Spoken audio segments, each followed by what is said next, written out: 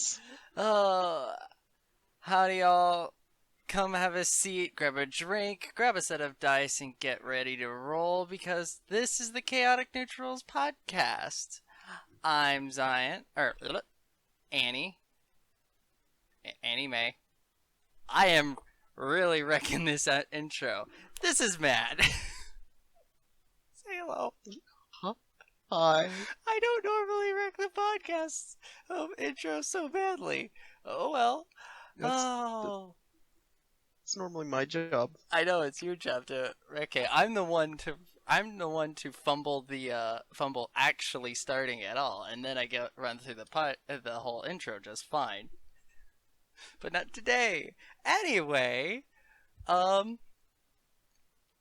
so aside from fumbling the intro, we've got something fun for today. For today's topic, we've actually added a new host. Flood, say hello. Hello. Oh, fun That start. intro was beautiful. I Don't ever tell yourself otherwise. fun start to your first episode of the show.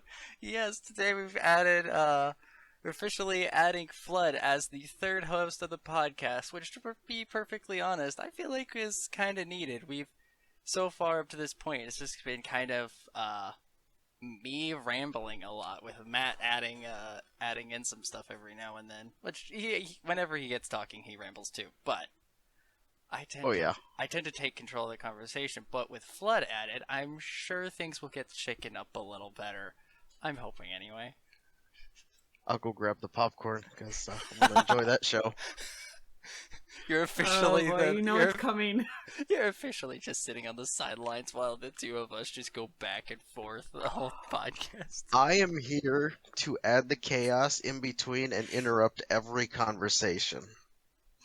Get Beautiful. those tangents prepared.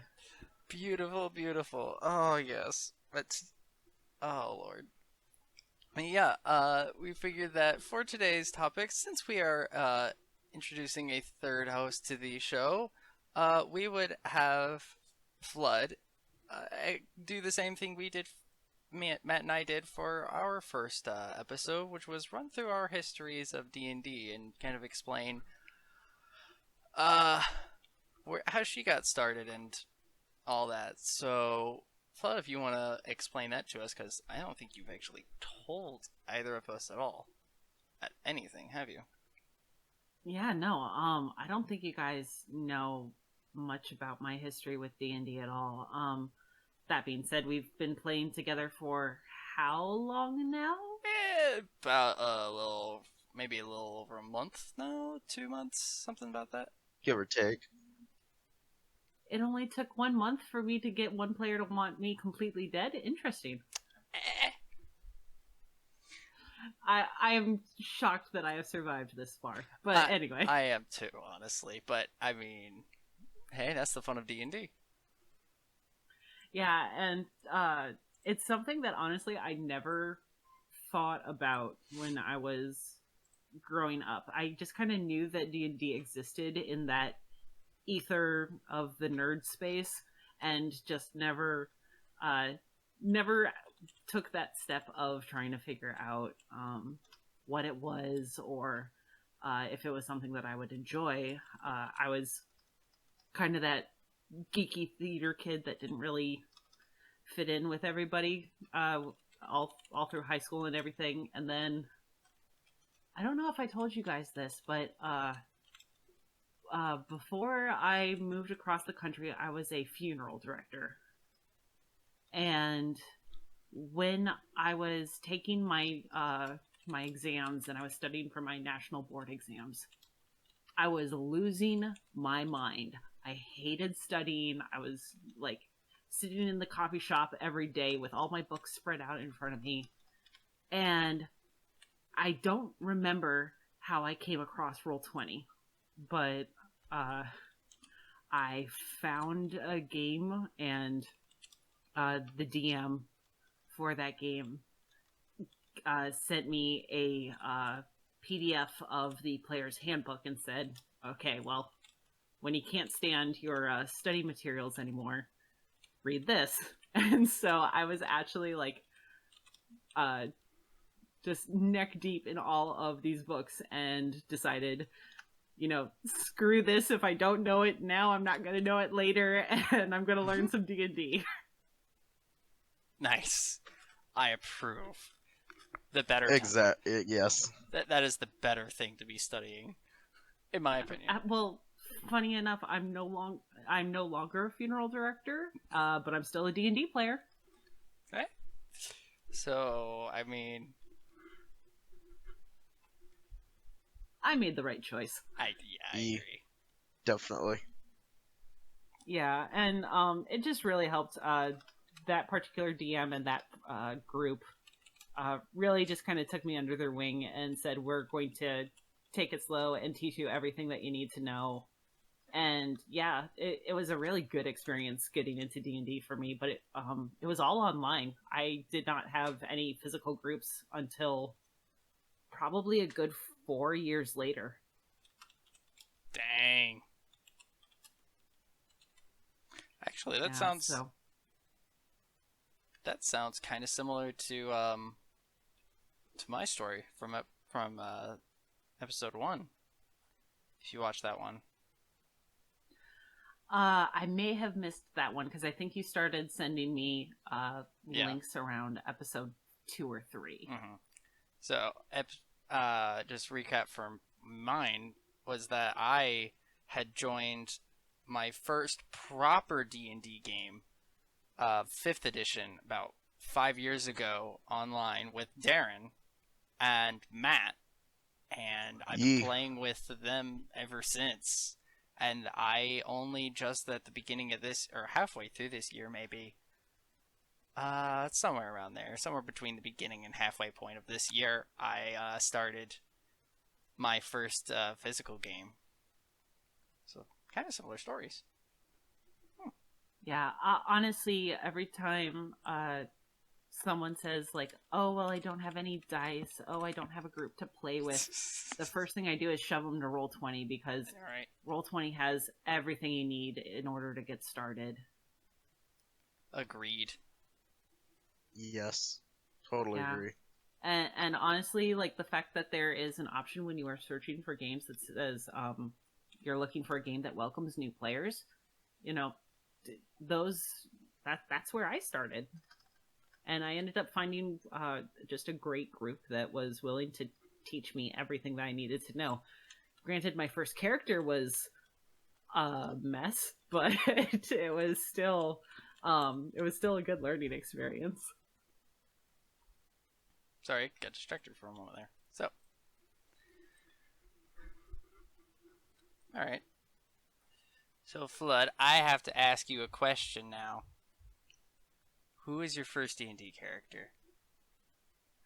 Okay, well, that's a very important part of D&D of every player's history. Okay, so I'm going to answer your question with a question. If you were to guess what class I was, what do you think I played? Oh, I don't know you that well, but let me think. I will preface this with saying that my characters tend to be what I call sexy dexies, where I am playing characters that are, just very dexterous, and charisma is one of those things that I really enjoy having high stat in. So consider that my first hint.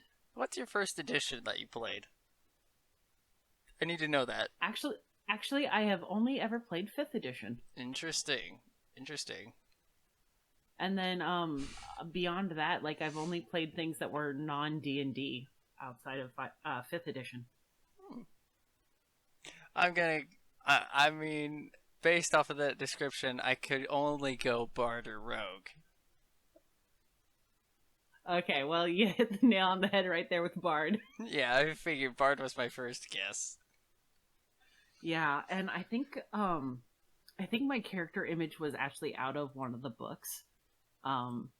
Just, Oh. She was a high elf, you know, blonde hair with a lute, and I was definitely playing her not as a bard. The DM actually had to remind me that bardic inspiration was a thing I could do. um, but yeah, uh, it was definitely a character where I had no idea what I was doing. That's fair. Actually, now that I think about it, my first character was a bard.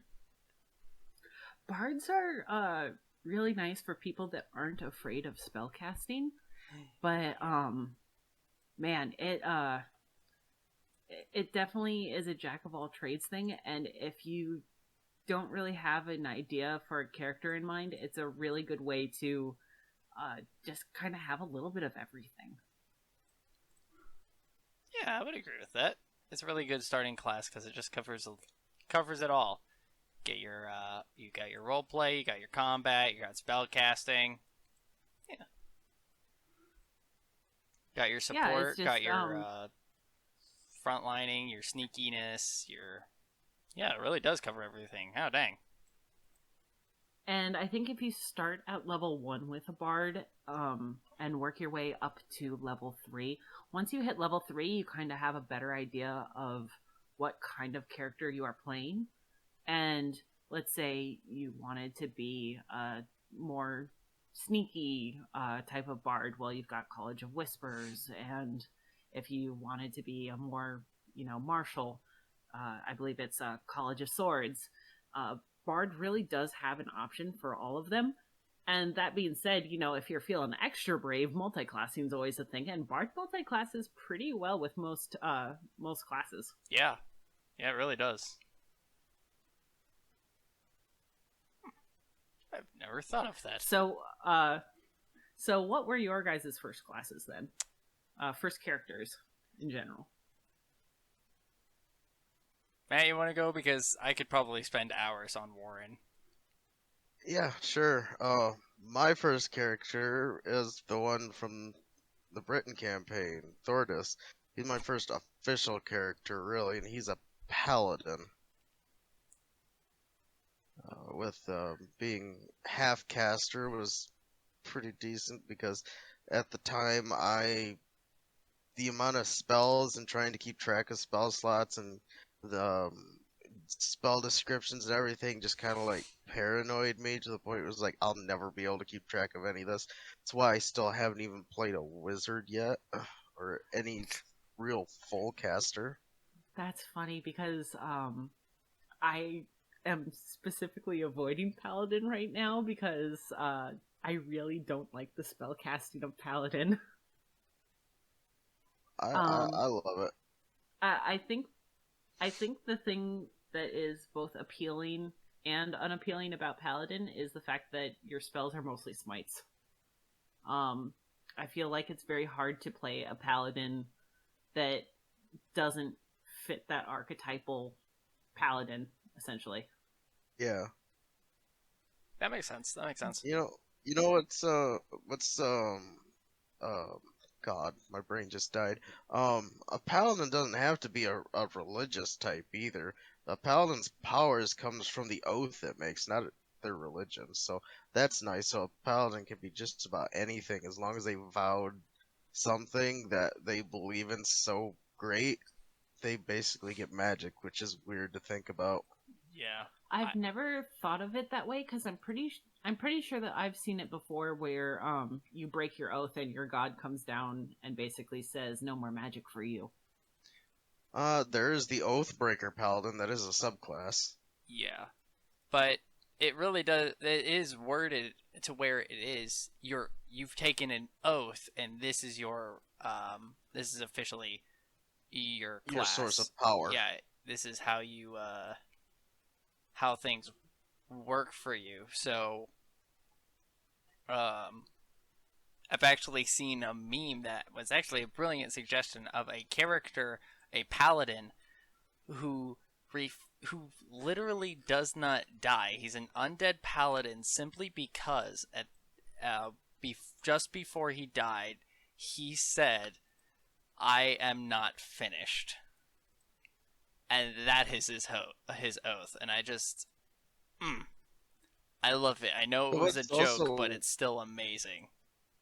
what's also weird though is despite their powers supposedly being from their oath, they still cast using a holy symbol, like stuff like that, which is I don't know, it's It almost is like it is contradicting. They have a holy symbol to cast magic. it is definitely based off of what oath you've taken. So like if it's more of a divine based oath, then yes, you would be using a holy symbol for that. But if it's another oath of like I don't You got know like the oaths of vengeance. paladins. Yeah, the oath of There's the vengeance, then oath of that might be. vengeance, the crown, which is like in service of the king. Mhm. Actually, let me open up D&D Oath of Beyond. Conquest is another one off the top of my head. So I guess Oath of the really the Watchers. really the big thing to take away from Paladin is just having a strong sense of belief, and then um, ultimately, I think it just depends on what group you're with, and how Yeah. when you discuss it with your DM in say like session 0 or outside of the game, how you guys want to go about defining where your power comes from. Um, Yeah, I agree with let's that. see. Where is it? I'm blind. Spellcasting. I've Mine's my I've always looked Sacred at. Oath. Oh, oh, are you trying to find the Um, exact wording? there's Oath. Well, that's Critical Role's content. Oath of the Open Sea. Oath of Glory. Oath of Conquest, Devotion, Redemption, Vengeance, the Ancients, the Crown, the Watchers. Then you have Oathbreaker. There's quite a bit Uh, of oath.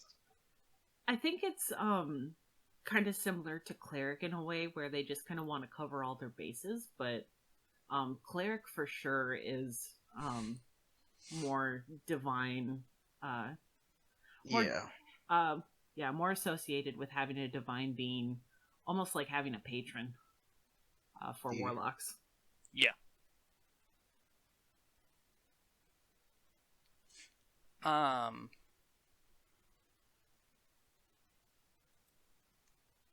But Matt, you said that Thordis is your first character, like your first proper the real character. official proper character. I don't remember any really other characters of being at the very beginnings.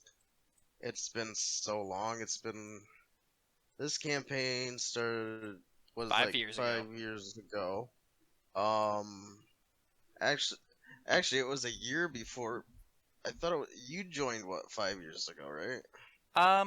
Darren has said multiple times that I had started like six sessions after you guys had started. So, and if we're playing weekly, Well, Yeah, you're there's an right. easy That's way right. to tell. Your first game was on Roll20, right? Um, yeah, yes, Because Roll20 will tell you how long you've been a member.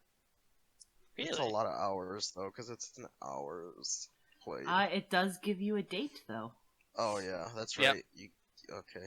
Profile, please. No, I said profile, not account. No, account. So I have been a member Profile. since mid-May of 2014. So I've been playing D&D now for about 7.5 years. Wow. Yeah. I have seen a lot, and most of it is online. But I'm at almost 2,500 hours played on Roll20. I've been a member since Uh, July 18th of 2016. So I started playing long before hmm. Darren's campaign because I wasn't using Discord. This is before I even knew Discord was a thing. The Uh, group I was in was using Skype. hmm. That's funny. I'm wondering when Discord kicked in for especially the D&D community, because my very first game was over TeamSpeak, which Oh I God. I don't know anybody who uses that anymore. very select groups of people use TeamSpeak. I've seen like milsim gamers who play like Arma use TeamSpeak for radio chats, but that's about it. Honestly, if someone asked me to log into TeamSpeak, I don't think I'd be able to figure it out anymore. Yeah. I've been playing, and this was my first game was with Matt and Darren. So this was the first day I ever started using Roll20. October 11th, 2017. You know, it's interesting. I have 1,758 hours, which surprises me because Flood, you said you've been playing for 2 years longer than me, and you're at 2,500, right? Is that what you said? Yes, but you're a DM. You Fair. spend more time on there That's setting right. up. You And if you are one of those people that leaves the tab open, Nope. those hours rack up. I don't leave tabs open. If I'm not using it, it gets closed. But still.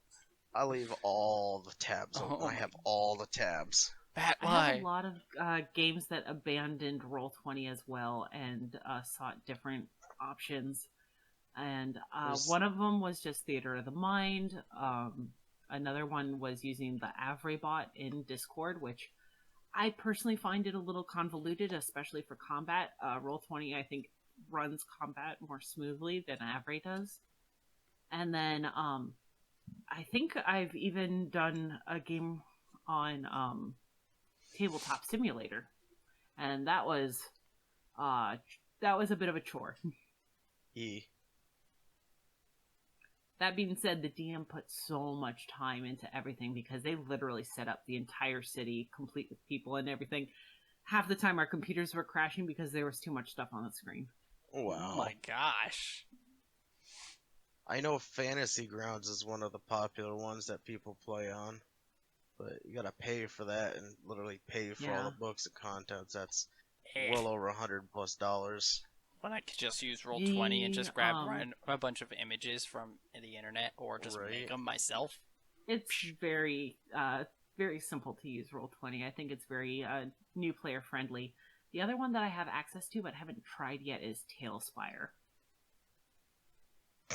I've not heard of that. I will have to try it out and give you guys my quote unquote review. It looks really nice. I just haven't, taken the time to open it up and actually look through it.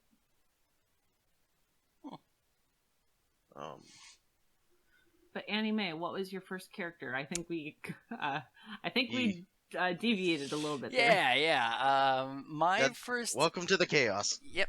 My first character is kind of. It's in a similar boat to Matt's, where my first my very first character was a human fighter, go figure, named Jacob. I played him in first edition. Wait, no, that would have just made him a human, wouldn't it? Because classes didn't exist at the time. Yeah, so he was it was first edition, run by my dad, who had kind of taught himself, so he didn't have all the rules memorized properly. And I remember buying a sheep and naming him Bob, because I was a kid. I was like 10, not 10, maybe about 10. I was young. But it was my introduction to D&D, and I didn't play for years afterwards, but it had always stuck with me. Then I grabbed all my dad's books years later, maybe, I guess about 2016, and tried to learn the game for myself. And I tried to get my siblings to play. My brother DM'd for us once for a short time. I don't remember that character's name. But yeah, the same situation with Matt, where my first real proper character in a proper game of 5th edition Dungeons and Dragons was a gnome bard named Warren Mernig. And Darren has said, and I can 100% agree that this character was me in every exaggerated form possible. He was outgoing, he was kind, he was friendly. Even the people that were kind of stupid and ridiculous, he cared about and was upset whenever they were just being stubborn-headed about something that they were clearly wrong on. And yeah, Warren really was a brilliant character. I'd never go back and play him again because he would lose all of the innocence and basically childish mannerisms that he had if I played him now, because I know how to play Dungeons and Dragons and I've matured a lot and I'm not the same. So it would really ruin more. Aaron's not listening to this podcast. What? I said I hope Darren's not Why listening to this not? podcast then. Why not? He still thinks you're the innocent child that joined us 5 years ago. When I say matured, I don't mean like that, although I mean, to a point. yeah, I guess. I mean, yeah. you said it's been what, five 5 years years. you've been playing. So Yeah, and you I've know, had a job a lot for changes like over 5 years. yeah, and I've had a job now for like 2 years, 3 years, 2 years. So it's been like a lot's happened. A Wow, lot's so changed. Yeah, you're basically an adult. Psh, wouldn't say that.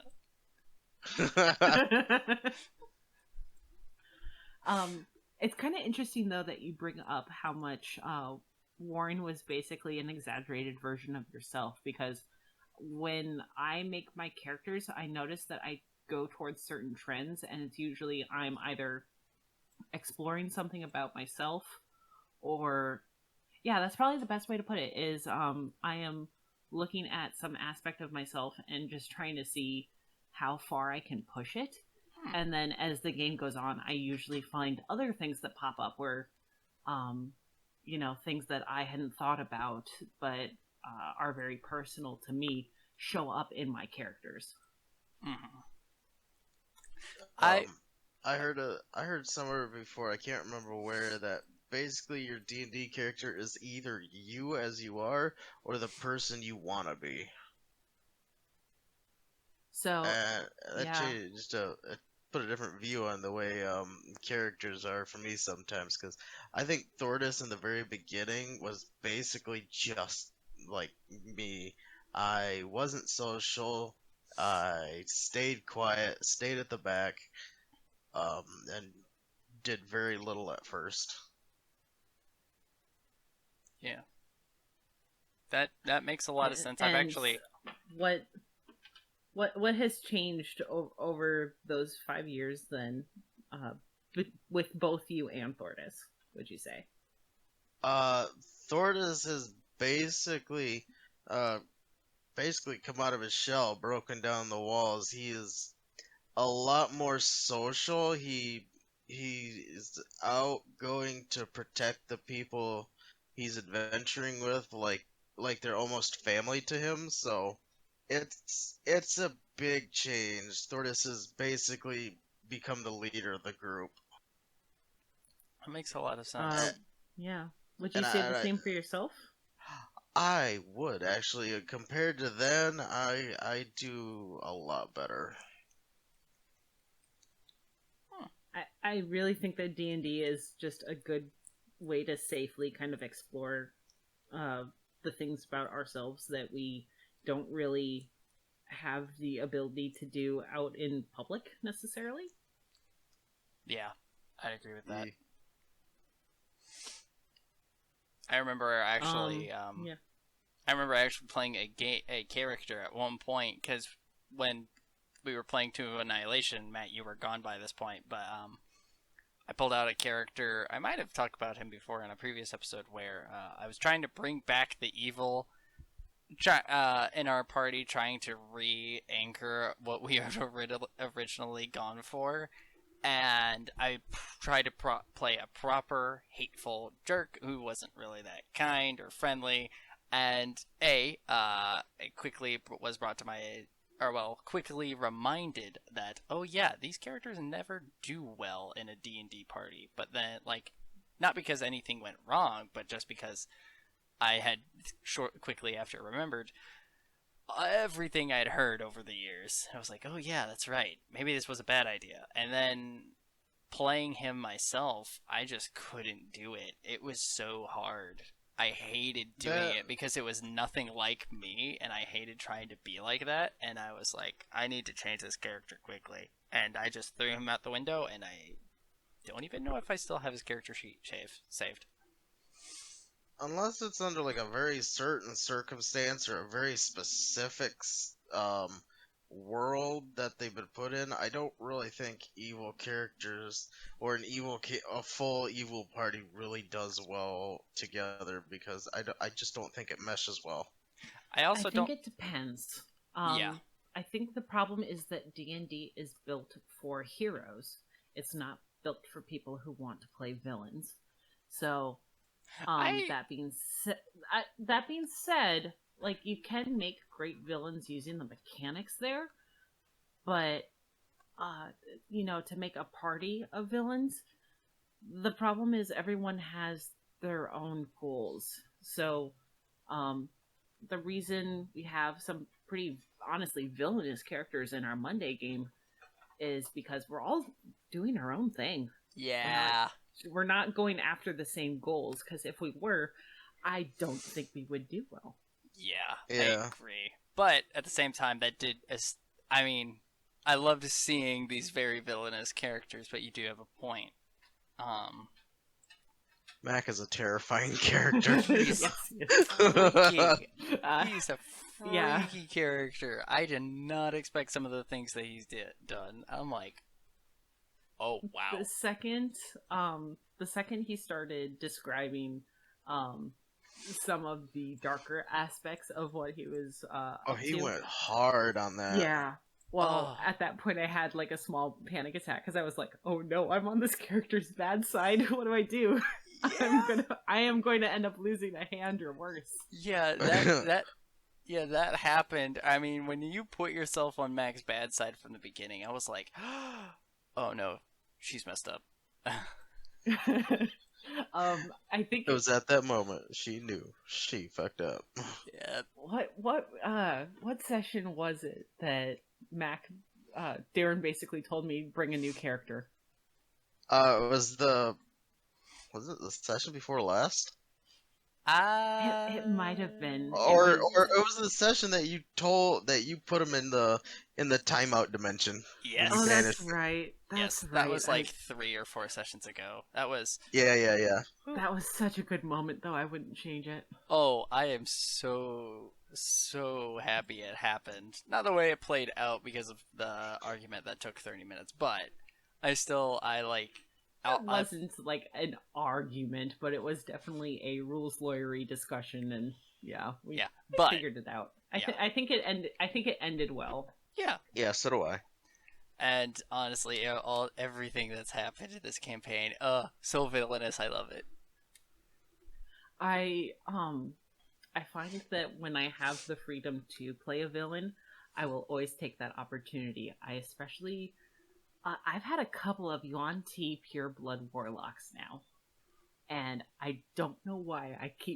I always seem to play a warlock when I have a villainous character. I think I only have one other character that was ever a quote-unquote villain, and they were a paladin rogue, if I remember correctly, with I think it was the Vengeance Oath. The game didn't last long, so the character didn't really get to explore much their evil side or anything like that. But I play a lot of manipulators, I noticed. You have officially terrified me. Oh, first off, you said you want to warlock. I mean, in the world, that's freaky. And then you said paladin rogue, and I'm just thinking, like, critical a hit, nat 20, sneak attack, and smite, all at the same time. Oh god. I don't think that ever happened. I think that game lasted maybe a month. Um, but yeah, no, I definitely don't build with mechanics in mind. I definitely build my characters. Uh, I do start with my class specifically just to uh kind of get an idea of what the character is capable of, and um the way I see it is if I do end up in combat, I don't want to be bored, and I feel like certain classes would bore me. It's why I think I've only played a fighter once. And now if I do play a fighter, it has to be a battle master. If I don't play a battle master, I feel like I am not getting the most out of the class. That's fair. I've There's one class I've never been able to play because every time I did would choose the class, the game would maybe go for 2 sessions, then it would just like disperse and everybody would have to quit because of who knows what, or we'd stop that campaign because everybody was bored already and we'd switch something new, and it's a sorcerer. Every time I play a sorcerer, I've blacklisted sorcerers for myself. It's Uh, bad luck. I will source. not play a sorcerer. I just one I feel that meta magic and I just don't get along. Um but as far as spellcasters go, I had to start with warlock because I was like, okay, I only have to worry about the everything at the highest level, and I only have to worry about like casting twice, and then it's just cantrips. So for me, I Hmm. thought it was really easy to just learn how spells work. I have dabbled with Wizard. I just don't like Wizard compared to Warlock because Warlock has so much versatility and customization built into the class. I mean, Wizard does too, but you gotta like really plan ahead for that kind of thing, it's Hmm. Yeah. and it's not quite on the same in the same degree. It's all based into your spells, really, on how Wizard works. I Your personally, your I your pers- class features literally are your spells.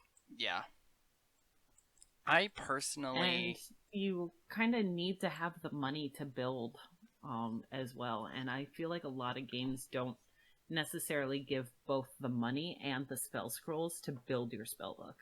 Hmm. yeah,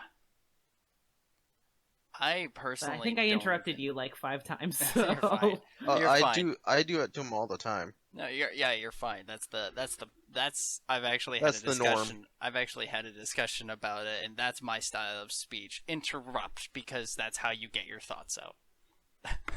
That's literally my style of conversation. But Uh, uh, uh, uh, Otherwise you'd oh my god. Otherwise you'd keep talking. yeah, but I um I personally dislike the concept or the idea of wizard spellcasting. Like, of all the classes, wizard is the last one I want to attempt because of the way you both have to learn and prepare spells.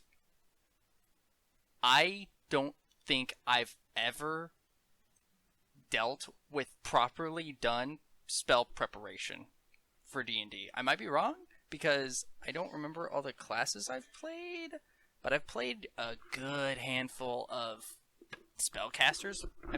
I think I've played most of the casters at this point, even half casters. Like I've played. If I look through the list real quick, I've never played a bard or a rogue myself either. It's mostly been martial characters. I would say that as far as uh, classes go, Rogue is one of my favorites. Not for the sneak attack, but just I really like Swashbuckler. One, it's one of those sexy dexies where it's charisma and dexterity. If I have those two things, I am golden. Um, but additionally, um, Arcane Trickster, I feel, is a very viable half caster of sorts. And I've also tried Scout and Mastermind a couple of times. I'm not super fond of them, especially since they came out, I think, in the same book as Swashbuckler. And Swashbuckler is hands down one of the best subclasses that the rogue has and ever will have, as far as I'm concerned. agreed. One of the fighter classes subclasses I've wanted to try was the samurai, but I never got around to it. I feel like Cavalier doesn't get enough love, but at the same time, it's just weird. Yeah. But yeah, as far as Wizard goes, I've played it a couple of times. I think my first Wizard was actually a War Mage out of Xanathars, and I think I picked it specifically because I wanted to just focus on combat and focus on uh, what the wizard could do in combat. After that, I had a Odyssey of the Dragon Lords game, which was all like Greek mythology influenced, and if you guys have not seen it before, I highly recommend it. One of the most broken monk subclasses of all time is in that book. But back to what I was talking about with wizards. For that game, I was playing a Medusa divination wizard, and it just ended up being this really cool aesthetic. And the fact that I basically got to pick whether or not people failed or succeeded, it was a little broken. Divination might be my favorite wizard subclass, so I want to try the other ones, but man, when I'm looking at wizard and warlock, I will go for the warlock every time. That's fair. Yeah, right now I'm looking through the player's handbook and reading through the casters, right? And how their spell casting and spells known works. So I have played the sorcerer, the ranger, the druid, and the bard. And all four of them, the way they work is that you just get a list of... You basically just have all your spells, right? So how does it work? So most of them are you just know a set of spells, and every level up you can change out one spell, and then you can cast those spells with using a spell slot. For druid, it's a little different. You just look at the druid spell list, and those are all the spells you have, and you can swap them out every level up and maybe rest. It's actually every long rest. Yeah, okay. Yeah, that's to do with the so, prepared spells. Yeah, but cleric but the way operates in the same way. But with the way wizards work is they don't have access to every spell. They have access to every spell in their book. So you have to figure out what spells from the wizard spell list you actually know, and then every rest you have to figure out what spells am I going to prepare today. And for me, that is so freakishly complicated, getting back on the whole wizard thing. And I'm like, throw the spell book out the window. I don't care. I just want to have spells to just cast. I just want all my spells straight. Just skip that step. It's just an extra step because wizards can't keep their spells memorized for some reason. Everybody else, they just kind of like, got you covered right away. Wizards, and it's stupid. Sorry, just gotta hate wizards. Welcome to the We Hate Wizards podcast. Yeah. Right? Not Wizards of the Coast. Not Wizards of the Coast. We love you, wizards. Please sponsor. Yeah, right. Oh, yeah, right. Hey now. But anyway. Fun. But yeah, of all the spell casting I've played, I've played quite a few casters, and honestly, I've started taking a notice that I always play the ones that I just naturally know their spells. You know? Yeah. I mean, you keep picking rangers. Right. I have to ask you questions about rangers because I don't like ranger at all. That being said, one of my go-tos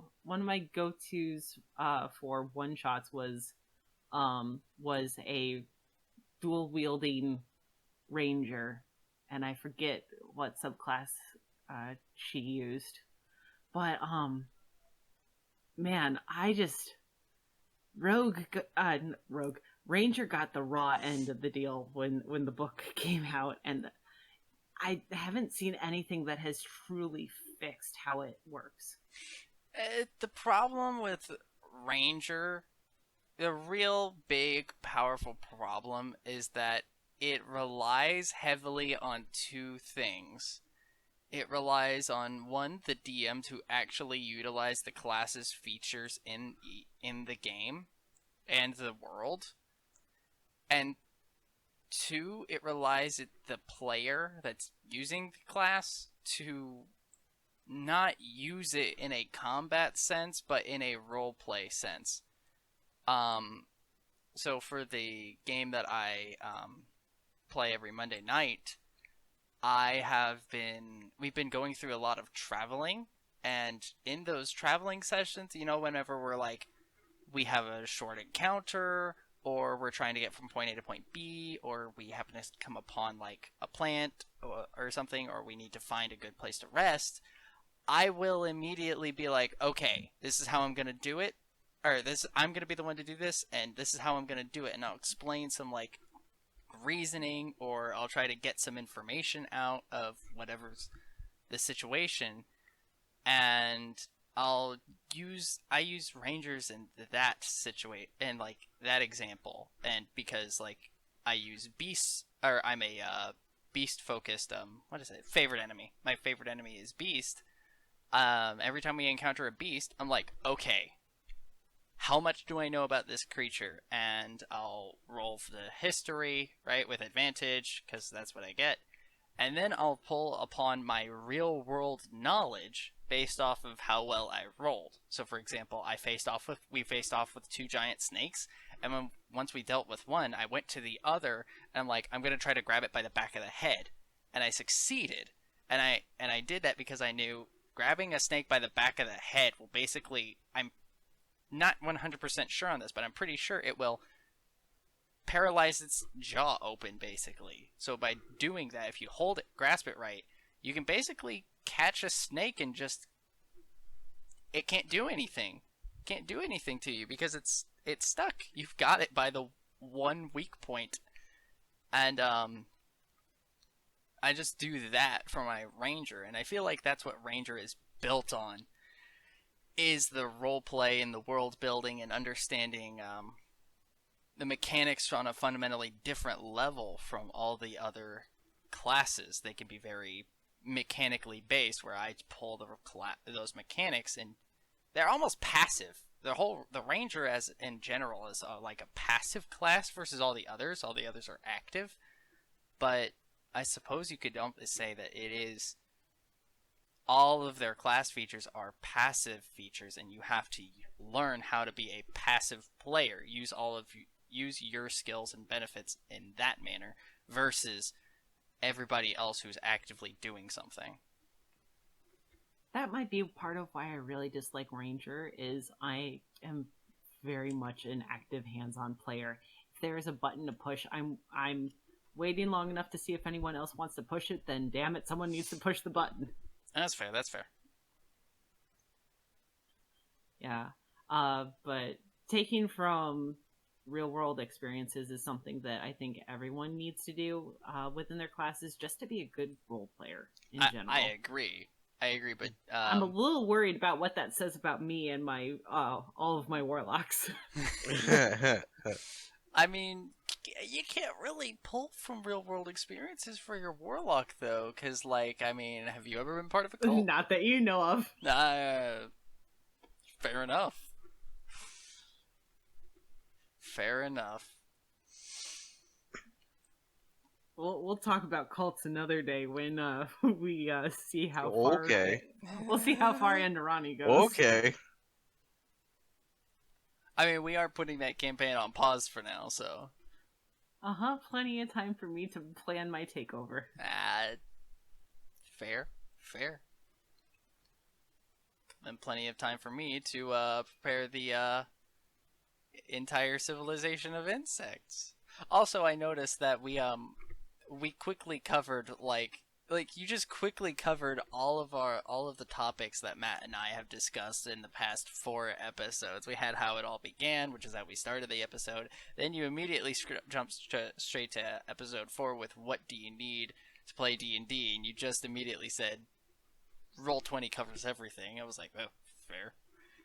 And we got into And it's only been an hour. yep. And then we got into character creation because of how you said you prefer to create your characters starting with your class and then the perfect D&D class I race combo I you've have discussed. I have to start with class, or I have no idea what I'm playing. By the time I write in all the class information, by then I'll have a background picked. Then I'll be like, okay, what race do I want? And by the time I have those 3 things figured out, if I don't have a background, a backstory idea at that point, then throw the character sheet away because the idea is no good. I generally start with my class as well, and I don't pick a race that would, mechanically fit if it gets like bonuses to one thing that the class is. I just pick what race I haven't played or would think would be interesting and go for it. Well, the fun thing is that now Tasha's Cauldron of Everything has essentially thrown that part of the game out the window. You can really just make whatever you want race wise. Yeah. So it honestly, it frees up a lot of options, and I'll revisit some older characters of mine that I think would be perhaps better as certain races. Like Andarani, she's a changeling now, but she was originally a half elf, and I just didn't know that changeling existed. I've played Changeling like once before. Keldor was actually a copy from a different campaign, just increased to level 10, but I didn't like it in the campaign I was originally playing it as because it was a little slow.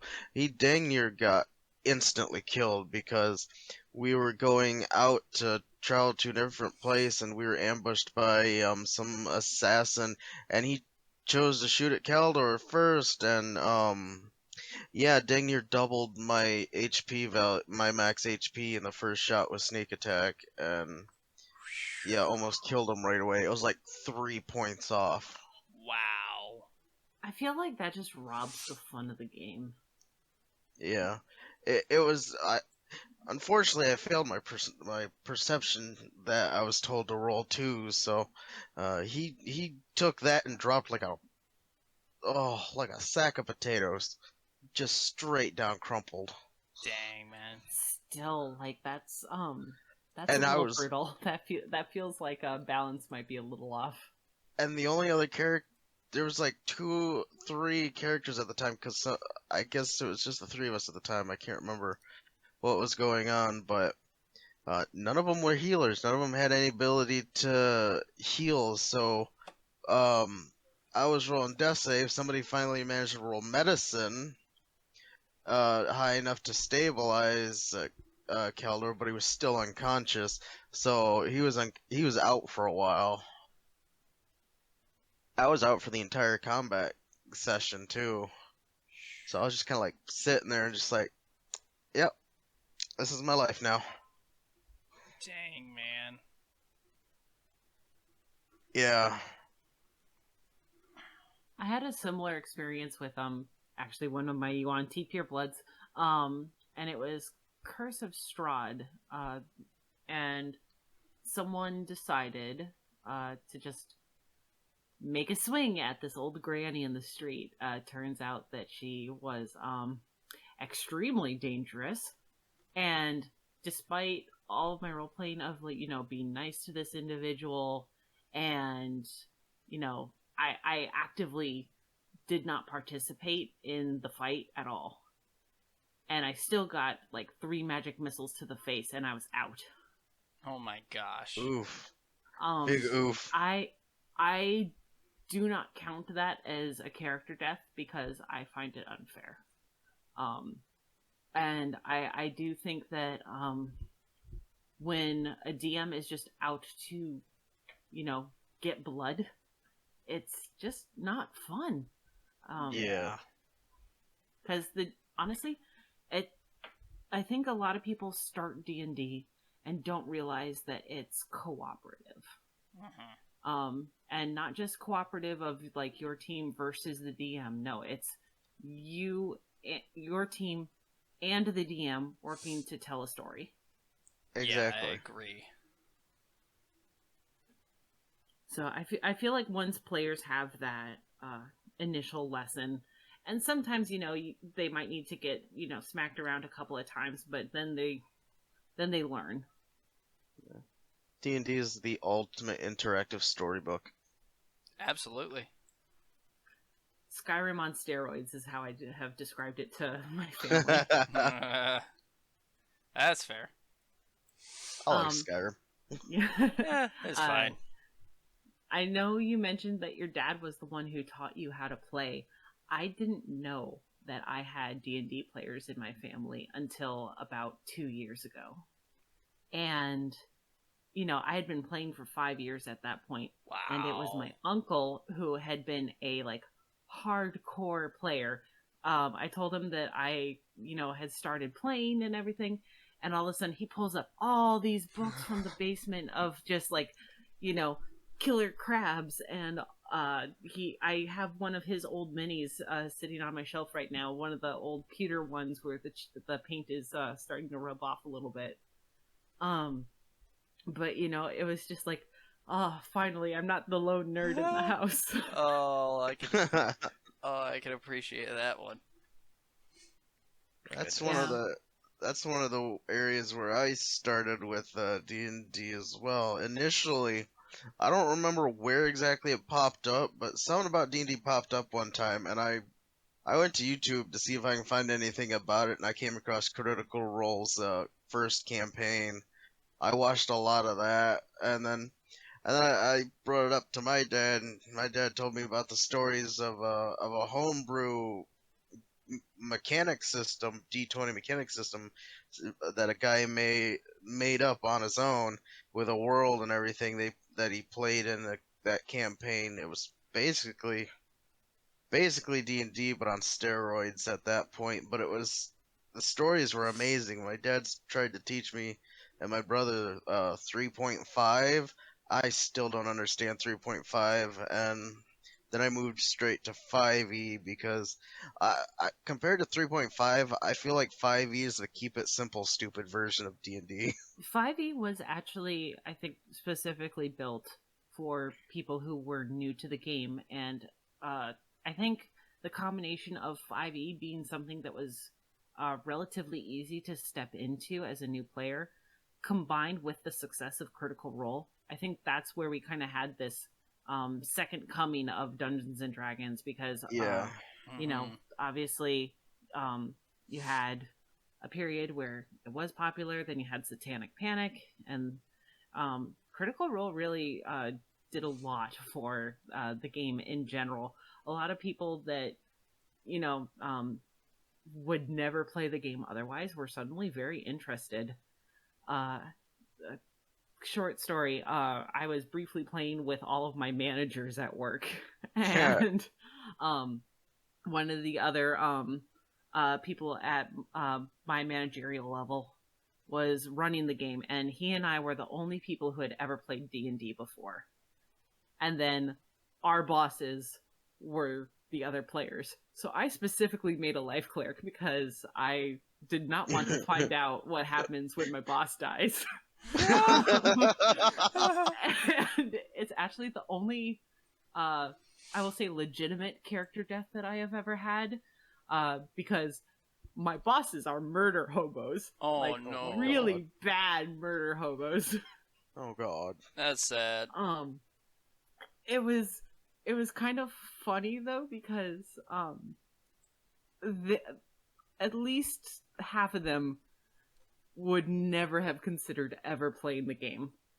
And one of them made a gnome hexblade warlock because I showed him a couple of videos by Joe Cat for a crap guide to D&D. Yes. And I he kind of described what kind of character he was thinking about and everything, having not read the book at all. And so I gave him a couple of the videos, and one of them was Warlock. Mm-hmm. And after he watched the video, I went up and asked him, "Okay, so do you have an idea of what you want to do?" And he's like, "I want to be the one with the sword that screams fuck when you swing it." And at that point, I was like, "Okay, so you're gonna be a Hexblade, and I'll help you build the character. Let's go." That is brilliant. That's amazing. And then one of my managers is a very soft-spoken, thinks very methodically, and he went with I don't know the subclass, but he went with a rogue, and he just took to roleplay very quickly. Really just focused on doing what he thought he would do in that situation. And I think it helped that his character was very similar in personality to him. Yeah. And, you know, after a couple glasses of whiskey, everyone was a little loosened up anyway. So it was just a good time, especially since, you know, this was not too long ago, actually. You know, still in the middle of the pandemic. And we basically only ever saw each other because our lives were home in quarantine or work. So it was just kind of nice to go and do something that wasn't work. That's fair. Mm-hmm. We also, our ship was named Bertha, and someone decided that we were going to put stickers on the backs of all of our chairs with our characters' names. So I always get Bertha. So yeah, all of the people who weren't part of that game stare at us like we're crazy. We might be. I mean, the life of a role player will never be truly understood by those who are not a part of it. So I don't do this for any of the characters that you guys have seen yet, but every once in a while I will decide to use a voice for a character. Oh. And I decided that I was going to go all out with my managers. And I came in swinging with the most Minnesotan Canadian accent that I could possibly muster. And the second that came out, my managers were just flabbergasted, had no idea what the hell was going on. Oh, that is brilliant. Amazing. Yeah, and I think a couple of them were a little intimidated because they were like, "Oh, like, are we supposed to do a voice?" And I'm like, "No, just, you know, I want you to realize that I'm not me. I want you to treat me as my other character." Mm-hmm. And I think having that separation of, okay, she's herself or she's playing Benna, that was... having that separation really helped them as new players. And a couple of them didn't necessarily attempt voices, but they realized that they could just adapt their tone in a way to just differentiate between, okay, I'm playing my character this way, or I'm just asking a question. Uh-huh. I do a very similar thing on my Monday Night Ranger, where I get my voice a little, maybe go slightly deeper, but typically I just get very serious with my character's voice. Like whenever we're in a serious situation and I need to figure something out, and because my character's foreign to the land, I have to ask the rest of the party something. So I'm like, I'll say something like, what is that? Is it safe? How do we kill it? You know, I just change my general demeanor with my voice and my manner of speech, and I feel like a lot of people They really miss that when they first start playing D&D if they've been watching people like Critical Role, which is Yeah, it's kind of there was sad. I haven't watched the channel in a long time, but How to Be a Great GM and How to Be a Great Player. Uh, there, I don't remember what episode it was, and it was probably years ago. Um, Male host talking about how to play a female, essentially, because at the time, female players are still kind of a novelty. Yeah. I think I've told you guys, like, I have gone into some games where like immediately feel uncomfortable because it's like, oh, there's a girl at the table, what do we do? Yeah.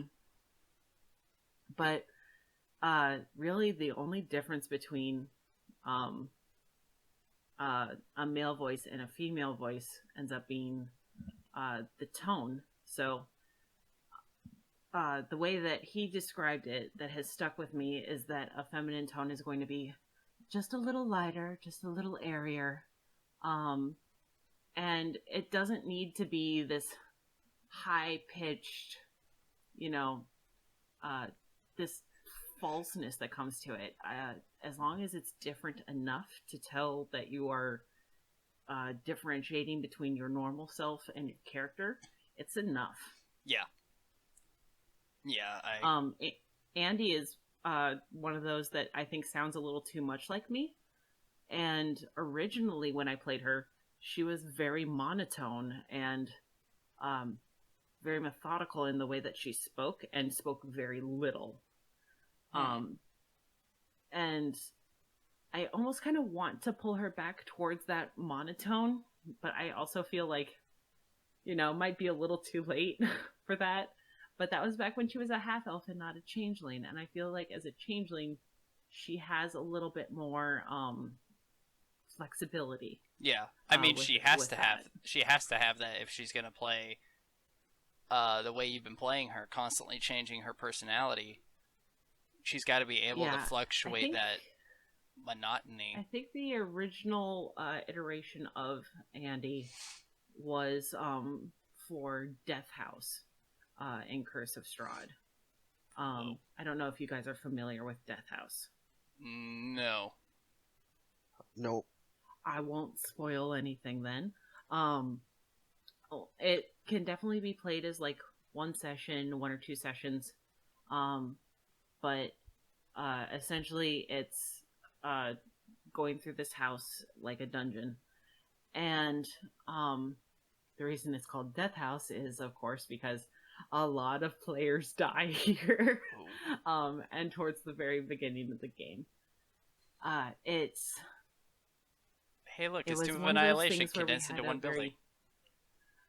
It's not nearly as bad as Tomb of Annihilation. I have played Tomb of Annihilation, and that's BS.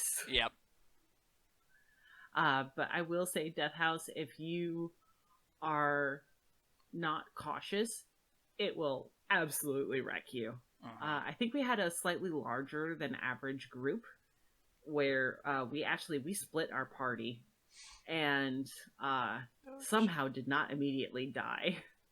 Don't you know you never split the party? I love splitting the party, honestly. I mean, what was the entirety of this last year's campaign other than a permanent party split? Right. I think it just really depends on the group too. Yes. The thing about the game that I'm in with you right now is that I came into it already knowing that I was going to be pretty independent. But I think it kind of took off for me when I essentially forced myself into Mac's story as a sort of antagonist and sort of I poked Matt a few times and I was like, hey, I really want my character to be Caldor. We should figure something out. Yeah. So, and I think that was for the best. And I still feel like it felt natural, even though out of character, I was like, hey, I really want my character to interact because doing all of this on my own. Like, it's great and all, but I really am here to interact with everybody. Mm-hmm. Which that's Mm-hmm. how it originally started. Everybody was heavily interacting with each other, even though they were also independent. But over time, things happen, and slowly, with each story developing, they actually separated from each other. I think it's going to be interesting to see when we do come back to it after Britain is what we do as a group. Yep. I think Andy and Caldor are going to have a very interesting dynamic, and I don't know what's going to happen yet there, because I see at least two options for how this can go. Either Caldor trusts me, or he doesn't, and then to go off of that, then the question is, who gets their goal? Because we kind of are after the same thing, but for very different goals. Mm-hmm. We'll find out. And holding even more of the cards, holding all of the cards over here, I'm just like, yep, there is a whole lot going on that is just kind of like, yeah. I partially didn't want to stop the campaign because I just kept wanting to see what was next, but at the same time, I needed a break, especially since right at the end there, you guys, it basically, there was that whole insect invasion, Mac preparing an expedition into the underground and all that, I'm it was little about sad I wasn't invited. I mean, tried. Yeah, I know.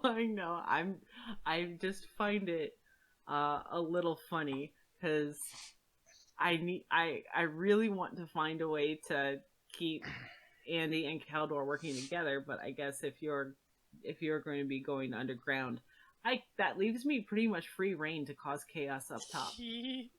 Which that would if you don't go with them, that will cause so much chaos on its own. Like, just in the world alone, it would cause some chaos for me. But then on top of that, for running the campaign, I'd be like, I have to run 2 separate sessions at all times. There's an above ground session and a below ground session. Yeah, it's basically... Need to schedule another day to do that then. Yeah, I know. That's basically what I would be doing. And I'd be like... Yeah, well, DM burnout is a real thing, and if you don't take care of yourself, then the whole game will suffer. Yeah. I've had some games where I really liked what I was doing, but I burn out really quickly. It's part of why I don't like to DM is I'll get started on something and I'll never finish it. And one of those was I had my group captured by a whole bunch of drow, and I had like different drow houses that were vying for power, and each player ended up stuck with a different house. And like I intricately planned it all and everything, and then almost as soon as we got into that, I burned out.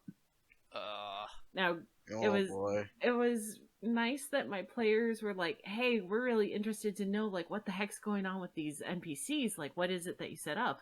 I just felt really bad because I had no follow through. Yeah, that's rough, but yeah, DM burnout is D&D burnout is a thing. It's a really bad thing too whenever you just kind of totally get burnt out on D&D. And if you're a DM, I have not experienced that. I don't know if I am capable of that. Well, obviously somebody's experienced. Rex is currently feeling a bit of burnout on D&D in general, which I mean, I don't know if it's burnout or just he's stuck in a creative rut right now. But either way, having something like that could be a real problem. I remember Darren last year was starting to feel it, and I had never experienced DM burnout because I didn't, like, for 4 years straight it was Darren DMing, and I hadn't DM'd for a proper campaign until then, until this year. And then so last year Darren was starting to get a little antsy. He was starting to get a little frustrated, have a little burst of frustration. And it was starting to frustrate me. I was starting to get upset about it. And at one point, I just, at the end of a session, couldn't take it anymore. I was like, okay, Darren, we need to talk. And right there in front of the whole group, I was like, listen, I'm getting frustrated because of these little bursts of frustration from you. And he explained that, well, it's because I'm just burnt out on D&D right now. I was like, oh, that makes sense. So it was at that moment that that everything clicked. Everybody understood what was going on, and then we decided that I would DM a little bit for a short time. Turned into a short time turned into a year, but yeah, we figuring that out. It's like, oops, dropped a rock. Figuring all that out, it was like, oh wow, there's a whole lot more to Dungeons and Dragons than just this. And Yeah, I yeah, think each wow. DM obviously has their own style and everything, but then additionally, I think everyone kind of has their level of DMing tolerance. There are some people that could just DM day in day out, and Darren did it for 4 straight years. I don't understand those people, but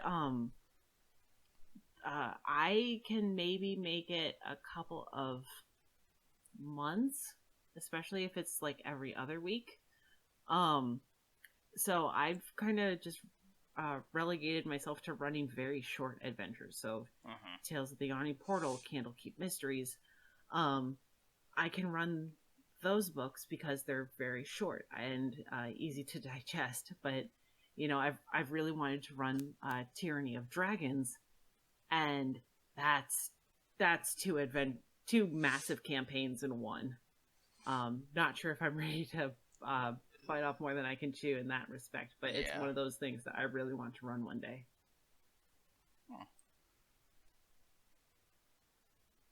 So, summary of this little section of the podcast: new DMs, DM burnout is a thing, and if you're experiencing it, don't worry, it's normal. Just take a break.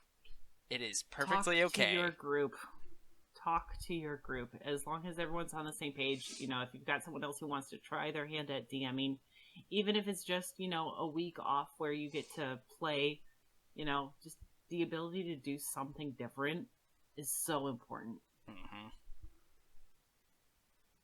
Also, if you have, I think, if you have like, as far as like player burnout goes, like I used to play 4 games at any given week.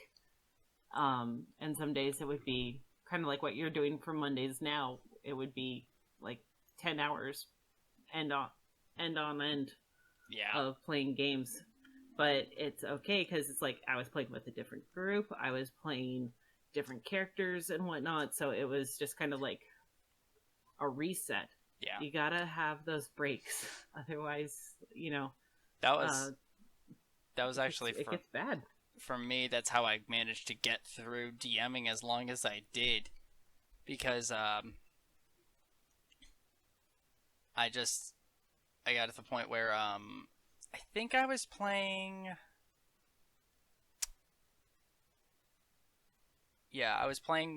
every Monday night probably since halfway through this year, and that was basically what managed to get me through DMing. I would DM my first day, the third during the day, and then after being burnt out as a dungeon master, making all these calls, making all these rolls, dealing with combat, dealing with players running around doing their own stuff, I would then go and be the most outrageous, out there character who just kind of acted on a whim. He was such a childish being, and that was what I did for so long. And then I moved to the then we changed games to the other one, to the one I'm in now, where I'm playing a ranger, and it's just you're really having a second game to play, especially after immediately after my other game, just managed to drop me out of DM mindset and into player mindset. And once you hit player mindset, you can just kind of pop in and out of that at will, you know, at least for me. And that really helped me to find it handle DMing. I also find it nice as a player to steal from other games. Yes. Because people are full of great ideas. And I am not ashamed to say that I have stolen ideas from other games that I have played and just decided, you know what, that's interesting. Or I see something that I like on Reddit and decide, okay, I'm using that in my next game. I attempted that. At one point. In my Monday night game, I got a pet gelatinous cube, but it was like a tiny baby. So it was like I think I was a small creature, so it was classified. Maybe it's a small creature, but smaller than me. But basically, I got that pet, and I was like, "Oh my gosh, I love it. He's so cute and kind of. I love him, right?" So I decided, hey, my day group has been thinking about getting recently a pet's ooze. I'll just give them this. So they're going through the sewers, and I throw that in there real quick, and they find it, and they kill it, take the ring that made it intelligent, and then they go and encounter a black pudding and capture one of the pieces of that for a pet instead. And I'm just like, what? What? Yeah, this is before you joined, Matt.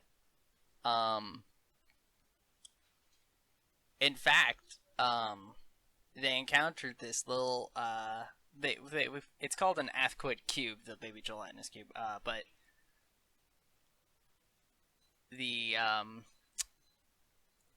they encountered it, and the paladin Fellwinter was like, "No, you can't keep it. No." And then they killed it. Somebody else came up and just killed it outright. Like the paladin wasn't gonna touch it, but some other player just murdered it in cold blood.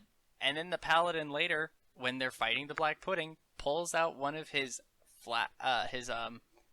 wine skins and scoops the black pudding up inside.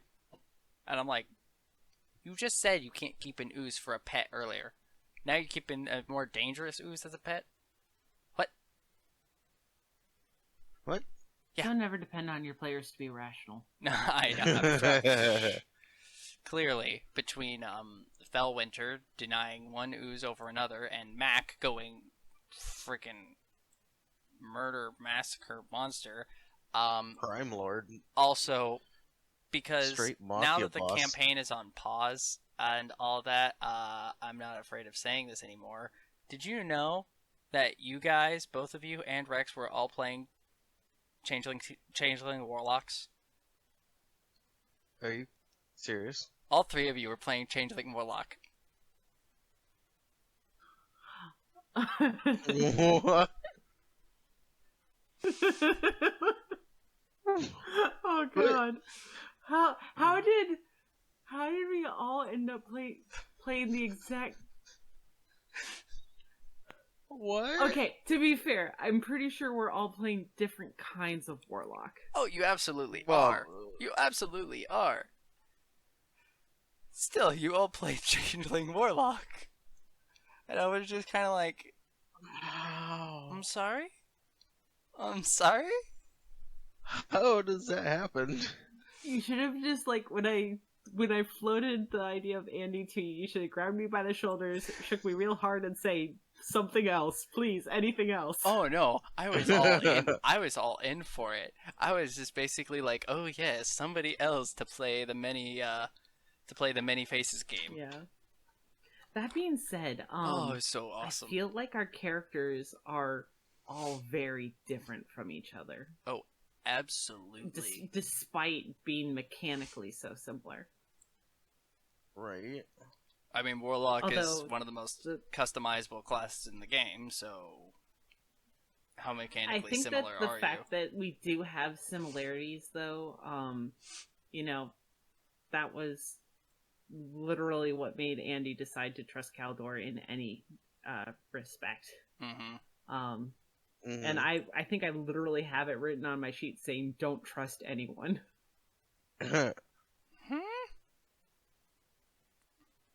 That's brilliant. That's brilliant. Yeah, so that was a fun little piece of knowledge I've had stored away for so long. That just baffles me. How? It just Changeling Warlock is a good combo. I mean, Changelings get a plus to their charisma. That's why I chose What's Changeling when I chose Warlock, because the one time I actually mechanically wanted it to fit. And I mean, Warlocks can be very devious people. Yeah. I mean, I'm just a sucker for Great Old One Warlock. That was just, if I was going to default to anything, it was going to be a Gulak for sure. Oh, what? Great Old One. Gulak. Have you never heard that? No. That What's a Gulak? Gulak is Great Old One Great Old Warlock. One. Yeah, Great Old One. Oh, There wow. you go. Okay. It clicks. Yep. Abbreviation for Great Old One. Yeah. The Great Old One thing just screams Cthulhu mythos. So does the Fathomless. Well, that's what it's supposed to do. Yeah. Yeah. Great Old One is quite literally supposed to just draw on cosmic horror. Yeah. It's why it's just good for cults. Bein as well. I have played Fae before. I don't. I that was actually my Adventurers League character was Fae Warlock, and I've had a lot of trouble because it was very hard to tie back to my patron. My patron basically didn't exist. And that was a little hard for me to get used to. But then, every time I play a Great Old One Warlock, the patron is just incredibly important, and there's so much freedom in what kind of patron you want to have, because Great Old One doesn't really have a good definition. Mm-hmm. Yeah. It's kind of like the aberrations in D&D. Yeah, but I mean, like, you and I have messaged each other back and forth, and we still don't really have a good idea of Andy's patron. I mean, actually, I do. We're gonna have to follow up then. I think I got a little carried away at some point in the world building because I just needed a whole lot of information, and I just kind of got lost in the world building, and like I ended up having obviously that placeholder name that I ended up giving you because of like here, but also I ended up just settling on a piece of art to try to establish something, and that's what inspired a lot. But also, it's so vague still that I'm kind of like, if need be, if you're not satisfied or something, I could always swap it out for something else that you feel like would be a little more fitting for what you're going for. Ooh, at this point, then I think what we should do is probably not tonight, but on another episode we should talk world building. Oh my gosh, if you get me on that. There is so much to unpack when it comes to world building, and I am pretty bad at it. So, oh my gosh, you do not know. Might be fun. You do not know the levels of analysis I get on with world building. Just today, I was trying to study. I was doing some studying for a theory that I have on the Legend of Zelda: Breath of the Wild, and it's like geography and all that, and the various locales, and how certain locations and landmarks indicate certain things, and I was trying to figure out, like, okay, what does this mean? What does that mean? And all that. And I just get so deep into world building. It is one of my favorite aspects of all of fiction. So yeah, I'm kind of I'm not trained in it, but I'm well versed. So, to kind of go off on a tangent, then, I'm going to ask you each this question: what is your favorite part of D&D? Are you saying as a player or a DM because that is very different based Both. on Both. So for me, it's very much character interaction, and those moments where everyone gets so lost in the role play that it doesn't matter that nothing is happening. It's just those great conversational moments. I've had some just between myself and a DM where I've had wonderful moments where my DM literally reduced me to tears because he not called me out, but he figured out why my character was like me before I realized it, and it came out in the role play. And it was just one of those things that kind of hit me of like why this character in particular was so important to me, and why figuring out her problem was important to me figuring out things that were going on in my own life. Like this particular DM was very good at like figuring out the player and using that as part of their storytelling. It's something that not a lot of DMs can do. Yeah. But when you find those moments where it's just like you're in character, but it feels so natural, that is my absolute favorite part. And I probably have a ton of stories that I could talk about moments like that in D&D. But yeah, that's my favorite part. That's, I think, a very similar one for me, where it's just kind of like just being able to get into the role. It's just kind of not forgetting reality, because I use reality when being a player, but using D&D as a way of almost being a different person, because while I by no means dislike myself as a person or dislike the situation. I love it, honestly. The things I get to do, the people I get to interact with, the person I get to be, they're great. But, getting to be somebody else for even just 4 hours is just one of my favorite things. And whenever I'm in that role, just getting all the way into it, it just feels so great. And I definitely think being in those situations as a player, for me, are the best.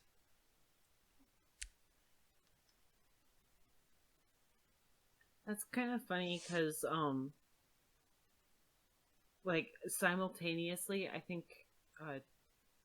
correct me if I'm wrong, I think simultaneously we're looking at the roleplay as both a form of exploring things about ourselves that we don't get to do normally, and also escapism, which seem like two very opposite ideas, but for some reason D&D just makes it work. Oh, it makes it work so well. I have actually recently started consciously doing something where I will take a look at myself in the moment for when I'm first creating a character and think, and like, okay, what piece of me do I want to explore? There's one part of me that I'm perfectly okay exploring, or that like I'm perfectly okay with about myself, but I am not ready to share yet with the rest of the world. And so my ranger, I am using that as a way of slowly coaxing myself into that comfortable space of being willing to share with the rest of the world this one piece about me.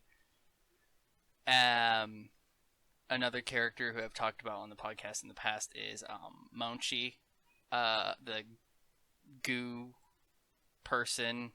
I remember that. Yeah. He was the one who had the pet baby gelatinous cube, he is the perfect embodiment of the child within me. I just kind of let myself go with that character. I didn't think into anything. I didn't debate or try to understand anything except what was I was curious about, like legit curious. Like I don't know anything about this, or if I do, it's very little, and I'm trying to understand more, and I just want to explore, you know. And I didn't really focus on character interactions in the same way as I normally would. I just kind of did everything from a child's perspective, and I just had to do that because I was like, I need to be a child again. I hate being an adult. Like, I don't hate it, but like, you know the feeling. Being an adult is rough, so just getting to be a child again is always great, and that's what I'm doing now. When I create a character, I do it. I do it with the conscious understanding of there's something I want to explore about myself. What is it? I usually do something similar, and very often it's something about my mental health that I usually go and tackle. Um, so for me, I struggle a lot with depression and anxiety, and I have made whole characters that are just built on that. And um, so my thing with Andy in this particular case is finding a sense of control, and um, it's just kind of one of those things where I grew up feeling like a lot of things in my life were dictated for me, and I didn't really have that freedom to necessarily make all the choices that I wanted to make, or um, I never considered myself a leader, but now I'm in a leadership role with my work. So there's a lot of things of her that I kind of test the waters with Andy before I go and do anything weird. That makes sense. I don't know. I don't know if that necessarily makes sense. See, thinking about it, that's almost in the same line as Thordis?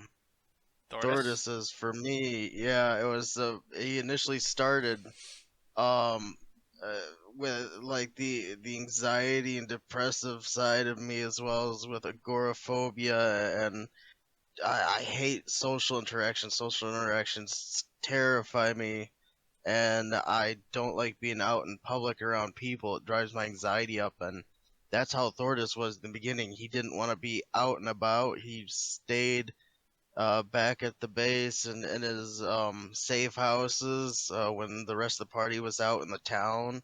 And eventually it just started lightening up, and to the point where it's a lot easier for Thordis to go out and do things, just like I've been getting better at it myself, working on the things to do to improve it myself. Uh-huh. I actually And noticed. the nice thing is, if you fail, you can always blame the dice. Right, Yeah. exactly. I need to start rolling dice for every decision I make now. Yeah, I have a great T-shirt. Uh, it says, "This is how I roll," and it's got a D20 on it.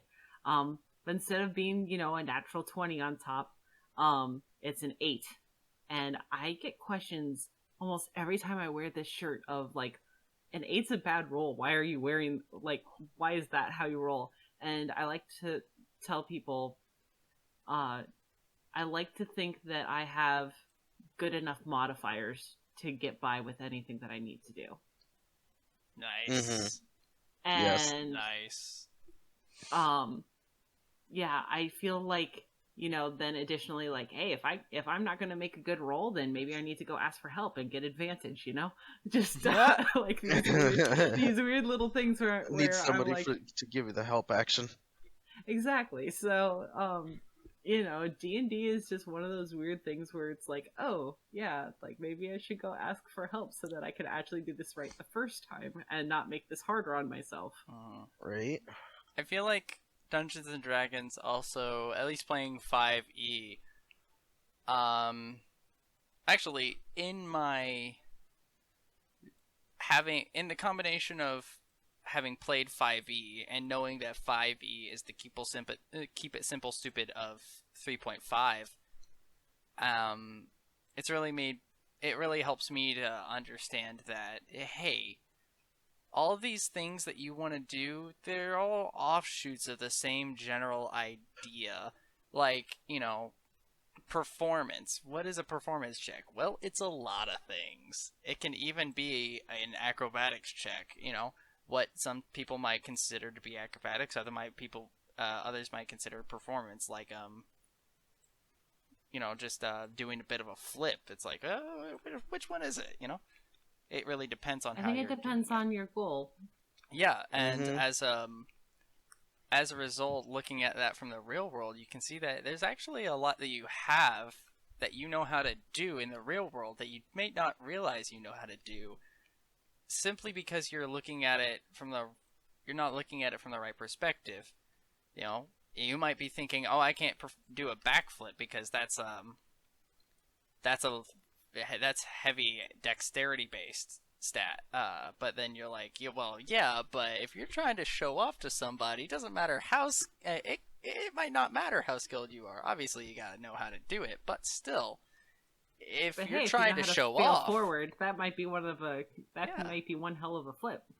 yeah, if Right? you're trying to just show off, that's a performance check. You're trying to make it look cool, not trying to succeed. There's a difference there, and that's I feel like that's how we should look at the real world a lot more, you know. Um, I like the idea of multiple checks being something that uh, can go into a variety of situations, or a certain situation can be covered by a variety of different checks. Yes. One of the things that I think is the best example for this is flirting in D&D. The reason I say this is I hate being asked for a charisma check. And every single time someone wants to flirt with a character and I'm GMing, I will always say, okay, roll whatever you want and tell me why. Yeah, that's something that Mm. Darren did with certain Yeah. sessions where he would say, "Okay, we're gonna have a skill challenge today," and we would just get Oh into a yeah, yeah, scene. yeah. We would Skill just challenges are amazing for just making people separate themselves from their yeah. character sheet a little It bit. took us quite a It few it skill I challenges before we figured out. yeah. Oh, okay. But once we I understood, think I still struggle at it.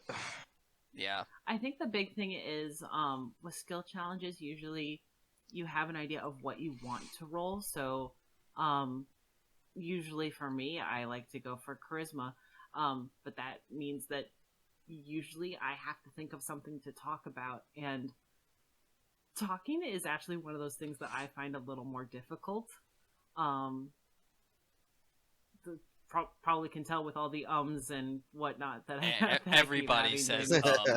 everyone says that's a And universal and word. So it's just one of those things where it becomes easier when I'm in character and I know what my goal is, and it actually made me a better speaker at my work. And I think when there are times where I'm like, okay, well, I can't use a charisma check because, for once I'm not playing a charisma based character, then I'm like, okay, well, if I can't do it this way, I need to think of another solution.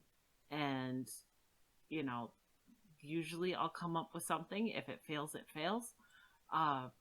But there's, again, just a lot of different ways to do things. If you want to go flirt with that barmaid and your charisma sucks, maybe she likes muscles. Go roll an athletics check. right. And maybe she's super nerdy. Go roll a history check and see if you guys can have a drink over the same topic. Who knows? Dungeons and Dragons. Honest to God. So my boyfriend and I dated long distance for a while at the start, and um, our first date was actually a quote unquote virtual date on Stardew Valley. Nice. Yeah. Nice. So like we got to talk and everything before we actually like got together and had a cup of coffee and everything. And it was I don't know when it was that we realized that we both were into D&D, and that kickstarted a lot of things in our relationship because we were just total nerds, and we were nerdy about D&D for totally different reasons. um it's just one of those things where we I think get our enjoyment from the game in very different ways. He's very much a world builder, and he's one of those people that likes to make things. And so actually our kitchen table, he built a D&D table with a screen inbuilt and everything, and it's just I love it to death. And he's also like 3D printed dice towers and You can't see it on my just face right all these now. different things. You can't see it on my face right now, but that's just getting me more and more excited. I'm like, what? What? Why do I not know this person yet? Right? Show you.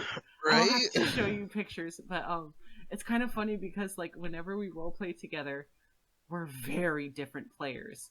So it's just very strange because he'll usually play like an artificer, and I can't stand that class.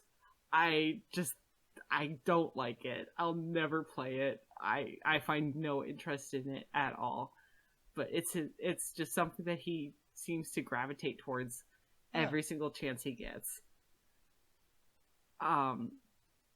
And just the types of characters that we play, our characters usually have like nothing in common either. So it's just very very interesting to see how people who are very similar come up with totally different characters and totally different ways to experience this game. Yeah. I think we need to hop back onto the original question because We I've had not an original question. I've not answered for my DM side, and Matt has not answered. Period. Damn it. So Every once in a while, y'all gotta tell me to just be quiet. no. I love these little rants, I but am perfectly happy just listening. I mean, Matt, you gotta contribute every now and then. I do. What is your favorite part about Dungeons and Dragons? I honestly do not know. I've never been able to play a campaign long enough to get a full grasp of the game. Okay, I'm going to stop you right there. I have been playing for, what did I say earlier, 7.5 years. I have never finished a campaign. Most campaigns I've ever played never, other than the Britain campaign, every campaign I've ever played maybe lasts for like 3 or 4 sessions before it either switched to something new or everything would break down because people have to go do things with real life work and Yeah, so on that and so forth. sounds about So right. I've never played a game long enough to really know what I like about D&D in terms of solidifying one specific aspect. Okay, how about can Britain appreciate that. specifically then? The Britain campaign, what I like there is um we got freedom, but there are pressing matters that need to be taken care of.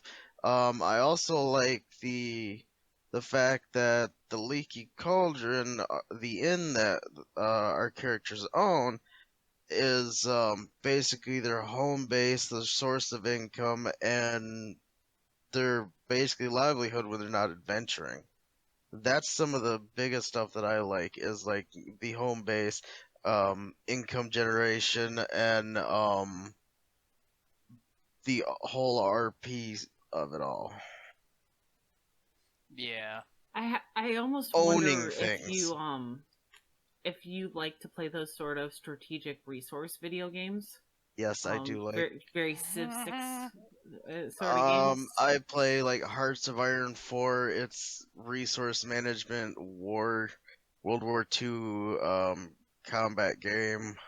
Um, yeah, resource management games I like. So that's one of the big things that I like. You know, you know, with that in mind, something tells me you would appreciate spellcasters for the spell slot aspect, resource That's managing your why I spell really slots, want to try a and wizard, but I'm not sure I want to and try a something wizard. and something tells me you'd appreciate specifically sorcerer for the sorcery points, and then I also Yeah, feel like you'd like monk because of the key I played a points. monk and I love the monk, and I Monks do. are so wonderfully I broken. made a Goliath monk and he hit hard. And then if you can actually keep track of your arrows, then a ranger might be interesting too. No one keeps track of arrows. I do. Right? I do. Oh, okay. You also like Ranger. Uh huh. Yeah. But yeah, that's what I like about the Britain campaign and what I would like to have in like other campaigns if I ever joined them is the whole resource management. When you're not adventuring, you need a player party need players need like their own source of income. Maybe you with your tool proficiencies, you're capable of, you could, if you have like alchemy supplies or the herbalist kit, make health potions and stuff to sell on the side to earn money, stuff like that. It's Have you played a bard before? nope. That might be another. It's still technically a half caster, but that might be another one that you would really enjoy because you have to manage your bardic inspirations, you have to manage your spell slots, you have Is it a half caster? all sorts of different.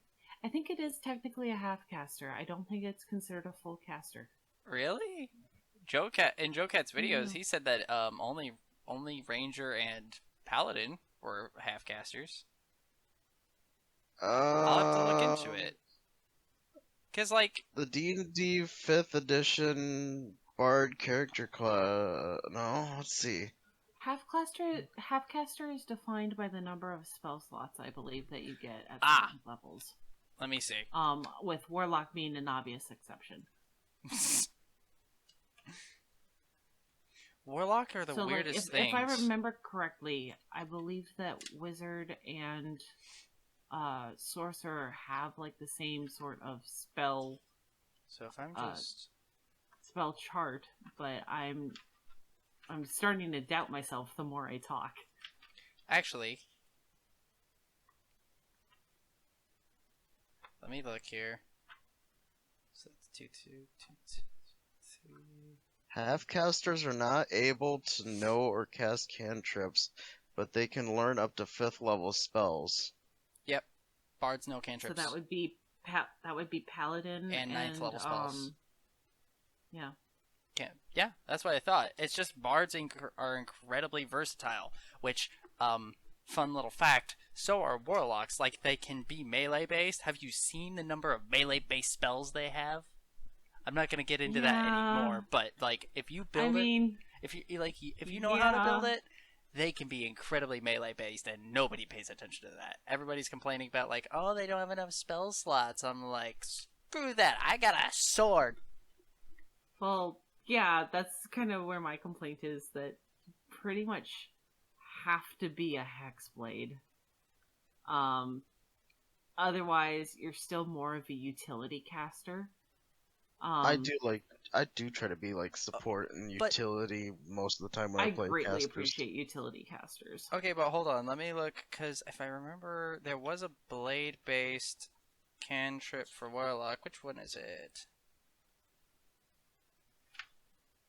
Warlock. Like Blade it's Ward, a Chill Touch, shadow Eldritch Blast, blade. Mage Hand. Yeah, yeah. Oh, well, they do have True Strike. True Strike is a terrible spell, and I will fight anyone who says otherwise. I don't know. Yeah, wow. They got. Can't Wow, okay. Chill Touch. do Wait, no, ask that's not you. even a. That's not even a. Okay, then they have no melee based. They have no melee based cantrips. Interesting. really the only melee based cantrips that Other than True Strike, I guess. um well Is that even you have to look melee-based? in the other books at that point. So like for Andy, you guys looked at me like I was crazy when I said that she does not have Eldritch Blast. Her Yeah, because main this. melee spell is Green Flame Blade. Hmm. And ultimately all that really is a dagger with bonus. My player's handbook is not showing me um any of the blade-based spells. I believe Green Flame Blade came from Xanathar's. I am gonna have to hop into D&D Green Beyond real Flame Blade quick. is a cantrip. You brandish the weapon used in the spell casting and make a melee spell attack with it against one creature within 5 feet of you. And it's actually it looks like it's originally from Skag but got reprinted in Tasha's. What character? Because I'm looking at it on D&D Beyond, it doesn't necessarily tell you what book it's from, so. I'm looking at Here we it go. at Wikidot. Ah.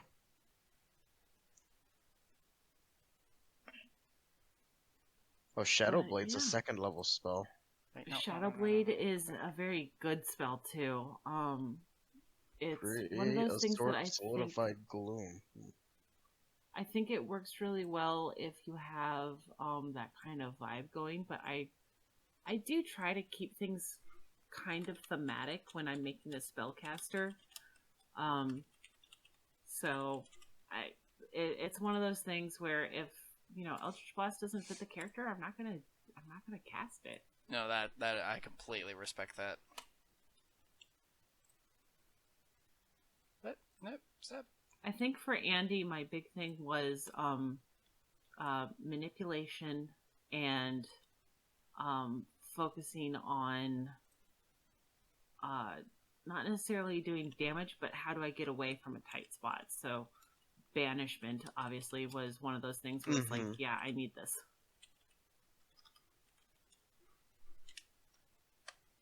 But additionally, counterspell, hypnotic pattern, dominate person is one of my 5th level spells. Other than that, I don't really have a lot of spells that actually do damage. To me, I don't know why, but I feel like a warlock just really feels weird having like limited spell slots, but the spell slots are high level and it's just a cantrip caster. I don't know why it just feels off to me. That's because that's not. None of the other casters are like that. Yeah. So But it's that's just what the makes it oddball out. special. Yes. It's also balanced. You have way fewer spell slots, but they're all at their most powerful. Yeah. That being said, that makes you the ultimate cantrip caster. Here it is. Which Yeah. is why I feel like warlocks in general are just really good utility casters, because a lot of just good utility spells like mending and message and all of those spells are cantrips. Minor illusion, mage hand, just so thoroughly useful if you have a very creative player. So, yeah, I hold to what I said. Warlocks are entirely built to be melee just as much as ranged, and I say that because A, they have the cantrip Blade Ward, which protects them.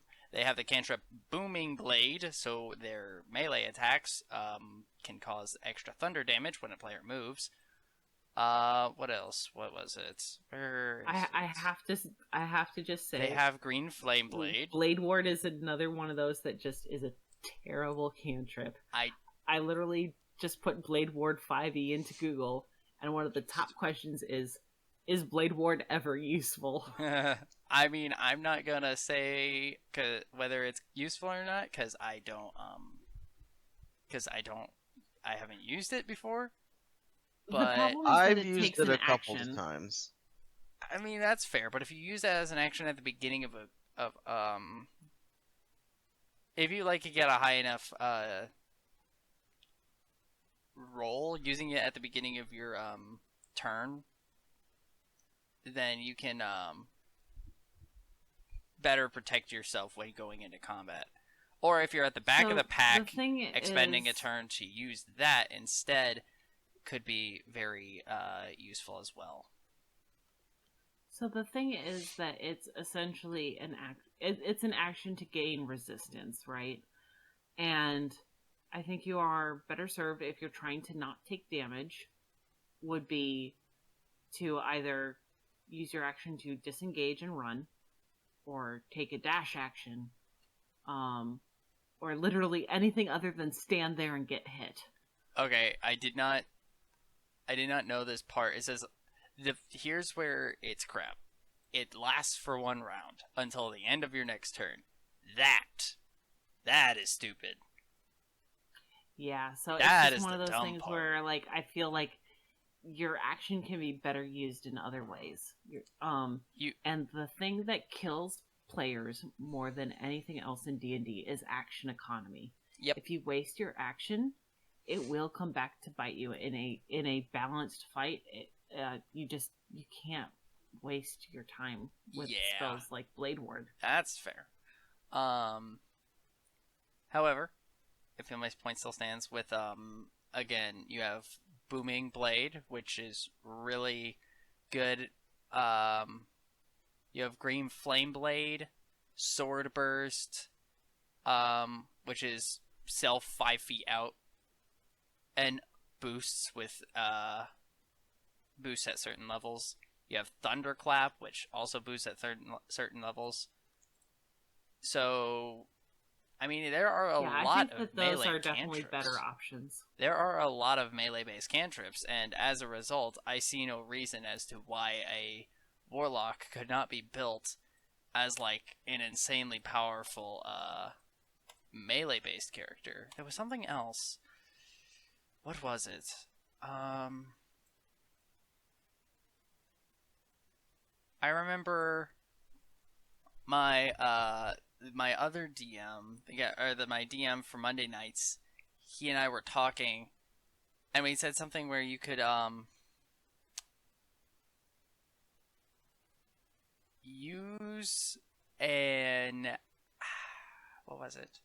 If you had a way of instilling fear into an opponent, you could use your action to attack, or your bonus action is something. You could make an attack, instill fear in the opponent, and then on their next turn they would have to move. No, that was it. If you take something that allows you to instill fear in your opponent, you can use that, force them to move on their next turn, and when they do, you can get out a opportunity attack, and if you hit them, then you can, right, with Warcaster, you can cast spells instead of using a melee attack. So with Warcaster, you could cast Booming Blade, which would let you deal your normal melee damage, plus 1d8 thunder damage on top of that, or however much thunder damage at certain levels. And then,